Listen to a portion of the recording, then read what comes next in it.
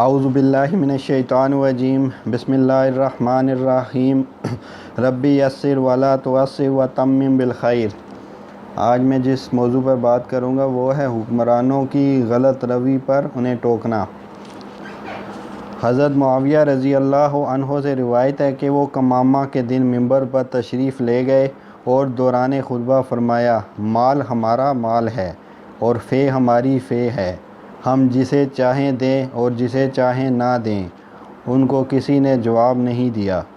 آئندہ جمعہ کے خطبے میں پھر یہی فرمایا، اس وقت بھی کسی نے اس کا جواب نہیں دیا۔ پھر تیسرے جمعے کو بھی یہی فرمایا۔ یہ سن کر حاضرین مسجد میں سے ایک شخص کھڑا ہوا اور کہا، ہرگز نہیں، مال ہمارا مال ہے اور فے ہماری فے ہے، پس جو شخص ہمارے اور اس کے درمیان حائل ہوگا ہم اپنی تلوار کے ذریعے اس کا محاکمہ بارگاہ خداوندی میں پیش کریں گے۔ حضرت معاویہ رضی اللہ عنہ منبر سے اترے اور نماز جمعہ کے بعد اس شخص کو اپنی قیام گاہ پر بلایا۔ لوگوں نے آپس میں کہا، یہ آدمی تو مارا گیا۔ پھر دوسرے لوگ حضرت معاویہ کی خدمت میں حاضر ہوئے تو دیکھا کہ وہ شخص چارپائی پر حضرت معاویہ کے ساتھ بیٹھا ہے۔ حضرت معاویہ رضی اللہ عنہ نے لوگوں سے فرمایا، اس شخص نے مجھے موت سے بچا لیا، اللہ تعالیٰ اسے جیتا رکھے۔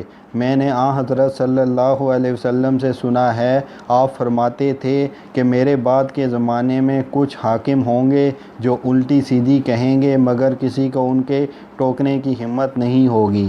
یہ سب لوگ جہنم میں گھسیں گے جس طرح بندر گھستے ہیں۔ حضرت معاویہ رضی اللہ عنہ نے فرمایا، میں نے بطور امتحان پہلے جمعے کو وہ بات کہی مگر کسی نے مجھے ٹوکا نہیں۔ مجھے خطرہ ہوا کہ کہیں میں بھی انہی حاکموں میں سے نہ ہوں۔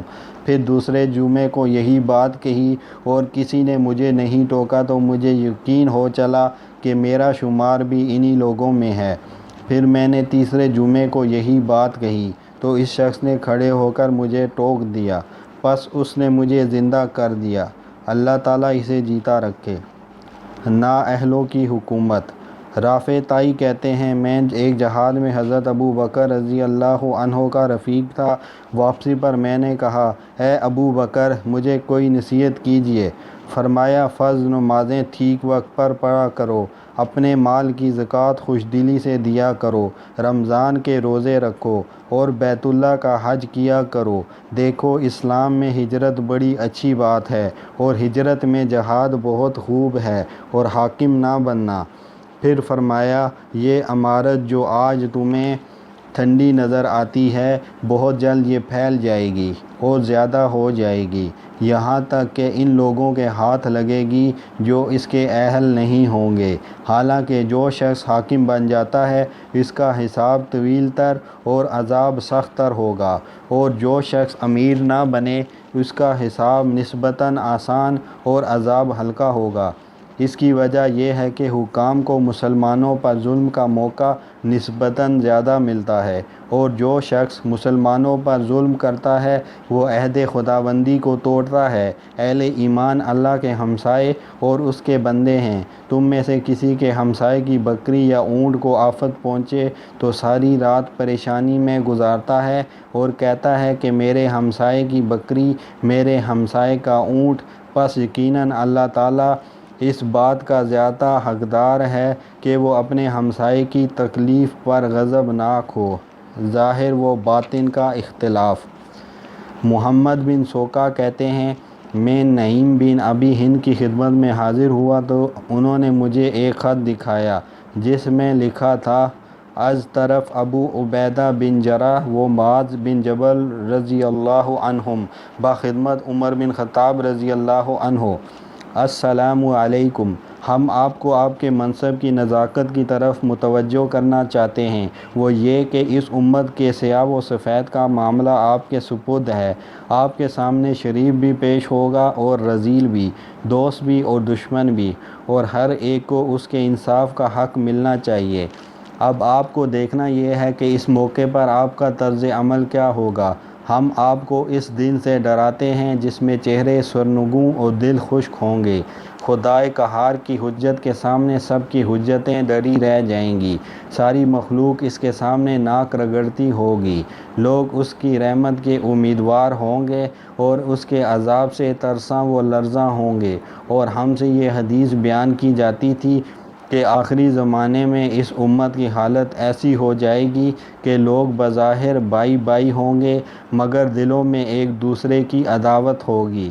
ہم نے یہ خط آپ کو محض عذرائے خیرخواہی لکھا ہے۔ خدا را اس خط کو اس دلی خیرخواہی کے علاوہ کسی اور بات پر معمول نہ کیا جائے۔ حضرت عمر رضی اللہ عنہ نے جواب میں لکھا، از طرف عمر بن خطاب بخدمت ابو عبیدہ و معاذ، السلام علیکم، اما بعد۔ آپ کا خط ملا جس میں آپ نے یہ ذکر کیا کہ آپ حضرات میرے منصب کی نزاکت کی طرف مجھے متوجہ کرنا چاہتے ہیں کہ اس امت کے سیاہ و سفید کا معاملہ میرے سپرد ہو چکا ہے اور میرے سامنے شریف بھی پیش ہوگا اور رذیل بھی، دوست بھی اور دشمن بھی، اور ہر ایک کو اس کے انصاف کا حصہ ملنا چاہیے۔ آپ نے لکھا تھا کہ اب مجھے دیکھنا یہ ہے کہ میرا طرز عمل کیا ہوگا۔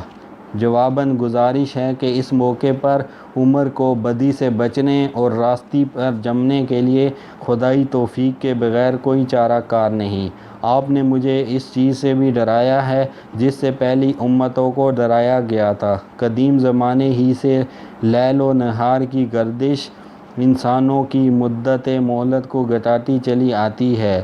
دن اور رات ہر دور کو نزدیک اور نئے کو کونا کہہ رہے ہیں اور ہر وعدے کی چیز کو اپنے وقت پر لے آتے ہیں۔ یہ سلسلہ یوں ہی جاری رہے گا یہاں تک کہ لوگ اپنی اپنی جگہ پہنچ جائیں گے، یعنی جنت یا دوزخ میں۔ آپ نے مجھے آگاہ کرتے ہوئے لکھا تھا کہ آخری زمانے میں اس امت کی حالت ایسی ہو جائے گی کہ بظاہر وہ بائی بائی ہوں گے لیکن دلوں میں ایک دوسرے کی عداوت ہوگی۔ اطمینان رکھیے کہ نہ ان لوگوں سے مراد آپ حضرات ہیں، نہ یہ کہ وہ زمانہ ہے۔ یہ زمانہ وہ ہوگا جس میں خوف اور لالچ نمایاں ہوں گے اور لوگوں کا ایک دوسرے سے تعلق دنیاوی اغراض کے لیے ہوگا۔ آپ نے لکھا ہے کہ یہ خط آپ نے محض عذرائے خیرخواہی لکھا ہے۔ خدا را اسے دلی خیرخواہی کے سوا کسی اور بات پر معمول نہ کیا جائے۔ یہ آپ نے بالکل صحیح لکھا ہے، اس لیے مجھے برابر لکھتے رہیے۔ میں آپ حضرات کے مفید مشوروں سے بے نیاز نہیں ہوں۔ والسلام علیکم وما علینا الا البلاغ۔